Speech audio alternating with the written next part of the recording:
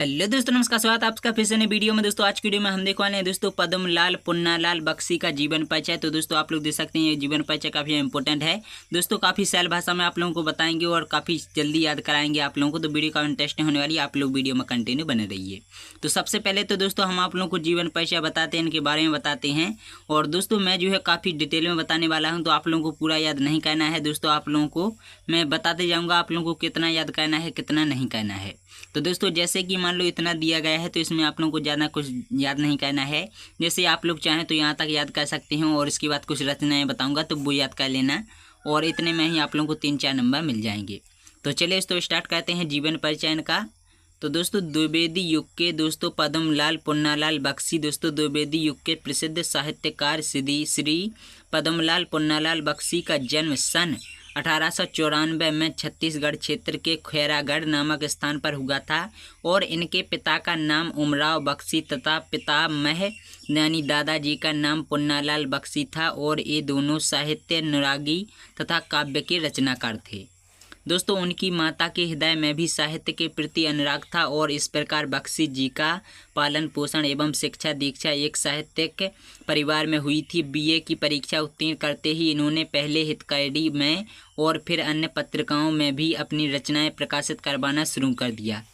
दोस्तों तत्पश्चात दोस्तों इसके बाद दोस्तों द्विवेदी जी के संपर्क में आने से इनकी रचनाएं सरस्वती पत्रिका में प्रकाशित होने लगी। इनके लेखन कौशल से प्रभावित होकर द्विवेदी जी सरस्वती पत्रिका का संपादन कार्य इनके हाथों में सौंपकर निश्चिंत हो गए। बख्शी जी ने कई वर्षों तक सरस्वती का संपादन बड़ी कुशलता के साथ किया। सरस्वती का संपादन कार्य छूटने के उपरांत वे खैरागढ़ चले गए और शिक्षण कार्य करने लगे। दोस्तों कुछ वर्षों तक इन्होंने छाया मासिक पत्रिका का भी संपादन बड़ी कुशलता से किया। इसी प्रकार निरंतर दोस्तों साहित्य की सेवा करते हुए यह महान रचनाकार सन 1971 में इस दुनिया को छोड़कर चले गए, यानी दोस्तों इनकी मृत्यु हो गई।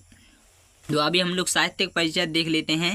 हालांकि दोस्तों इन सब की आप लोगों को ज़रूरत नहीं है, लेकिन जो डिटेल में समझना चाहते हैं ये सिर्फ उनके लिए है, तो आप लोग बिल्कुल भी इसे याद ना करें।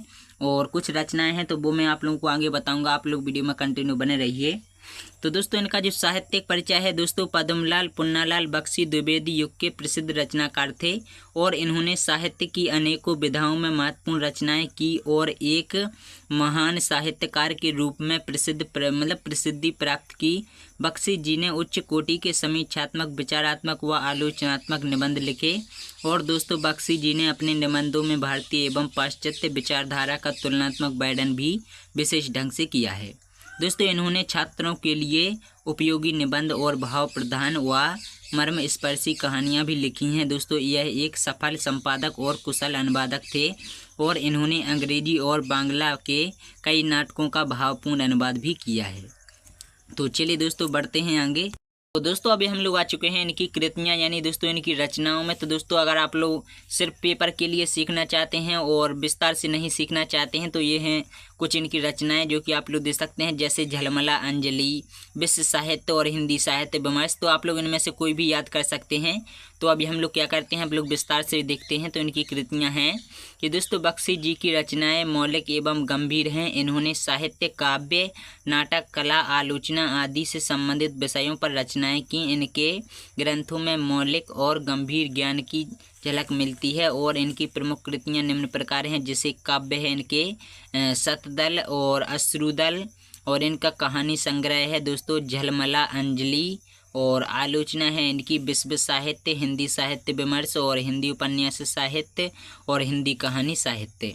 और हम लोग इनके निबंधों की बात करें तो दोस्तों इनका जो निबंध संग्रह में सबसे पहला निबंध है पंचपात्र, और उसके बाद है प्रबंध परिजात, और उसके बाद है कुछ यात्री, उसके बाद है कुछ बिखरे पन्ने, और इसके बाद है पदमबन। तो चलिए दोस्तों अब हम देख लेते हैं इनकी अनुदित। तो दोस्तों प्रायश्चित उन्मुक्ति का निबंध तीर्थ स्थल झलमला बख्शी जी की अपने समय की बहुत प्रसिद्ध कहानी यानी लघु कथा थी, और इन्होंने बाल साहित्य से संबंधित अनेक पुस्तकें भी लिखी हैं। तो चलिए दोस्तों अभी हम लोग इनकी भाषा वगैरह के बारे में भी जान लेते हैं। तो दोस्तों इनकी जो भाषाएं हैं वो कुछ इस प्रकार से हैं कि दोस्तों रूखापन एवं जटिलता इनकी भाषा में बिल्कुल नहीं था। दोस्तों रूखापन एवं जटिलता इनकी भाषा में बिल्कुल नहीं था। दोस्तों बख्शी जी की भाषा में कहीं कहीं उर्दू के शब्द भी मिलते हैं, जैसे खता, जोर आदि। जैसे अंग्रेजी, दोस्तों अंग्रेजी शब्द व्यवहारिक शब्दों का भी प्रयोग कहीं कहीं किया है, जैसे हेड, डॉक्टर, सर्जरी। दोस्तों हेड, डॉक्टर, सर्जरी, दोस्तों डॉक्टर, सर्जरी आदि इन शब्दों के माध्यम से इनकी भाषा में सरलता एवं प्रवाहमयता में वृद्धि हुई है।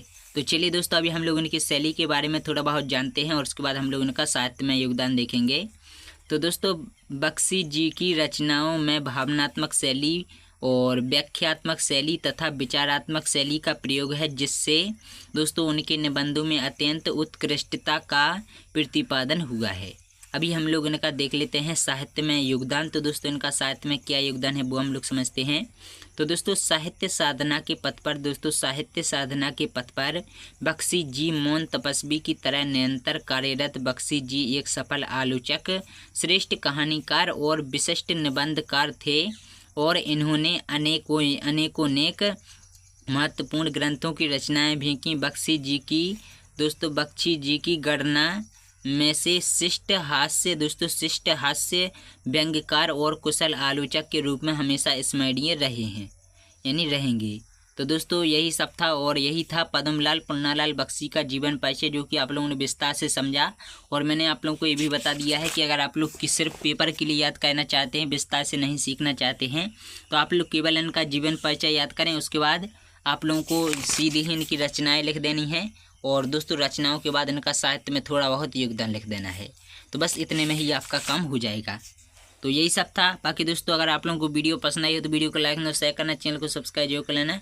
हम मिलते हैं अगली वीडियो में किसी नए टॉपिक के साथ में, तब तक उसका जय हिंद, जय भारत।